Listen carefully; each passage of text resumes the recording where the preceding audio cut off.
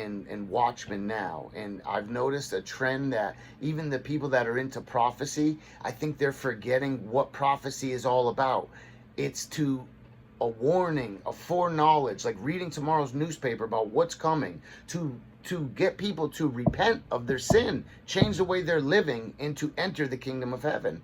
It's not just to sell more books and to say, I have all the answers. No man knows the exact hour that the Son of Man will come, Jesus. But he has plenty of warnings and signs. Like if you're driving to Boston from New York, you're going to see 100, 200 miles, 100 miles, 50 miles to Boston, 25 miles. The signs are getting so close that it's even hard to keep up with on the daily news.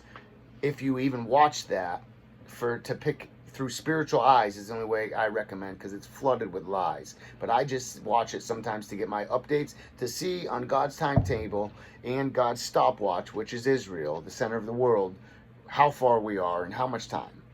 We all know, well, not all of us, but they do have to build a third temple for the Antichrist to go into. In the book of Daniel, it's called the Abomination of Desolation, where he will stand in the holy place after 3.5 years into the tribulation, and they will realize, the Jews that thought the Antichrist is the Christ, they will realize they've been deceived, and that he is not the Messiah, and they will realize Jesus was really the Messiah. The scales will fall off their eyes at that time. They will finally have eyes to see that the one they crucified was the one that was promised for thousands of years in the scriptures. So to get back into numbers and God trying to get in the Morse code, so this international distress signal, the SOS, I believe these numbers that everybody's seeing, 111, 222, 333, 555, 1111, 1010, whatever your number is, your birthday number, whatever it is, you know that what you keep seeing, because it'll just keep popping up and you can't get away from it.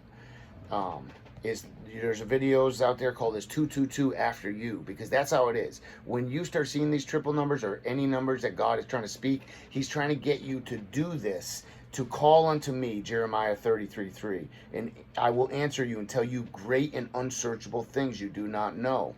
This is where I've had some of my deepest revelation. It is in being obedient in the middle of the night when you just want to go back to bed, and getting up and searching out these numbers in these scriptures.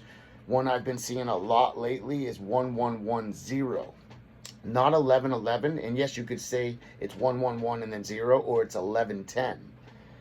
And I have found scriptures to back it up, and they all go to the same pattern, whether it's 1, 2, 3, 4, 5, 5, 5, 2, 2, 2, 11, 11, 10, 10. It doesn't matter so much what the number is.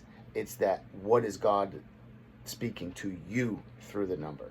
And it's him warning you that time is wrapping up, and everything in the book of Daniel and the book of Revelation that was told to seal up, and that the knowledge would be revealed at the end of the world. I believe that's what this is about. That's what these numbers showing up like crazy more often than they ever have to certain people who have eyes to see and ears to hear. Jesus said that he taught in parables because Matthew 13:13, therefore I speak in parables, because seeing they see not, and hearing they hear not, neither do they understand what he is trying to speak to them.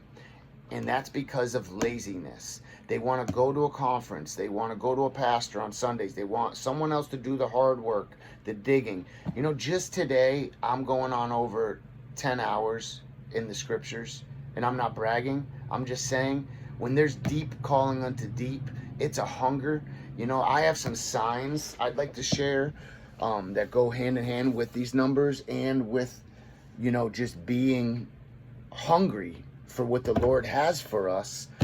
I had some notes I had written down of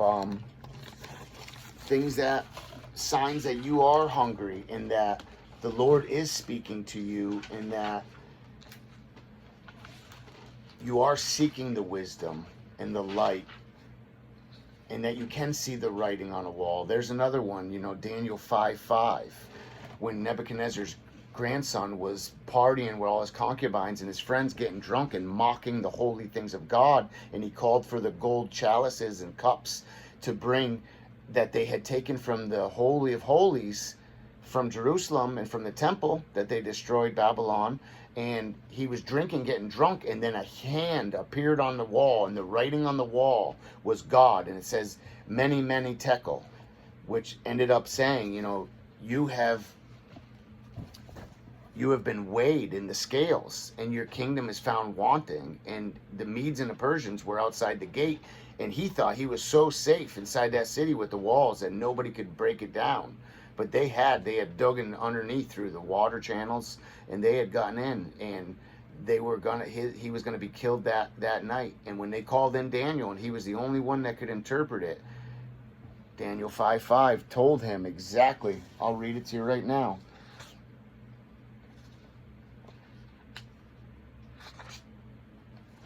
Daniel 5:5 says, suddenly the fingers of a human hand appeared and wrote on the plaster of the wall, near the lampstand in the royal place, in the royal palace.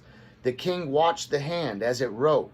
His face turned pale, and he was so frightened that his legs became weak, and his knees started knocking.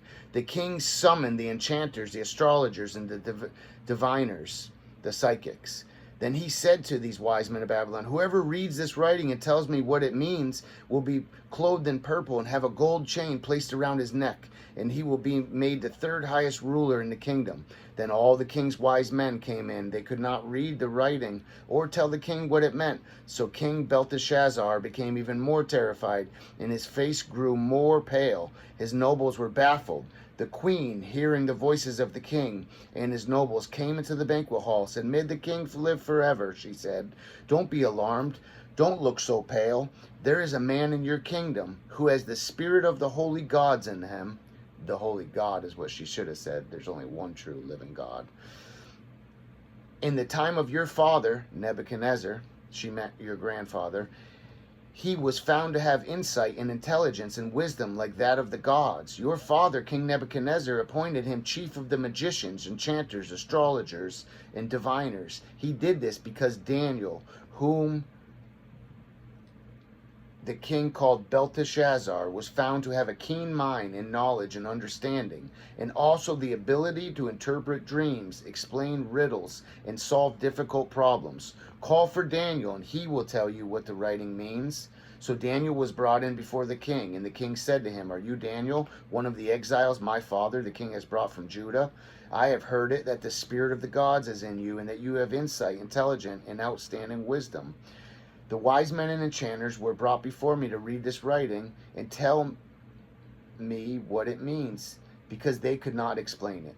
Now I have heard you are able to give interpretations and solve difficult problems. If you can read this writing and tell me what it means, you will be clothed in purple, have a gold chain placed around your neck, and you will be made the third highest ruler in the kingdom.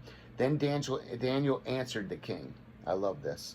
You may keep your gifts for yourself and give your rewards to someone else. Nevertheless, I will read the writing for the king and tell him what it means. Your Majesty, the Most High God gave your father Nebuchadnezzar sovereignty, greatness, and glory and splendor. And because the high position he gave him, all the nations and peoples of every language dreaded and feared him. Those the king wanted to put to death, he put to death, and those he wanted to spare, he spared. Those he wanted to promote, he promoted, and those he wanted to humble, he humbled. But when his heart became arrogant and hardened with pride, he was disposed from his royal throne and stripped of his glory. He was driven away from the people, given the mind of an animal.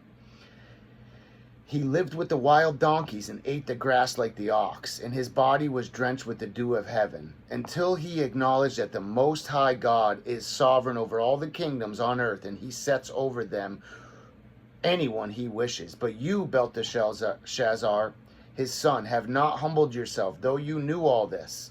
He knew what his grandfather had been his nails to grow out and eat grass like a beast for 7 years, until he recognized that God had given him his kingdom. He knew the stories, but he didn't. We have a short memory, selective memory, just like in America.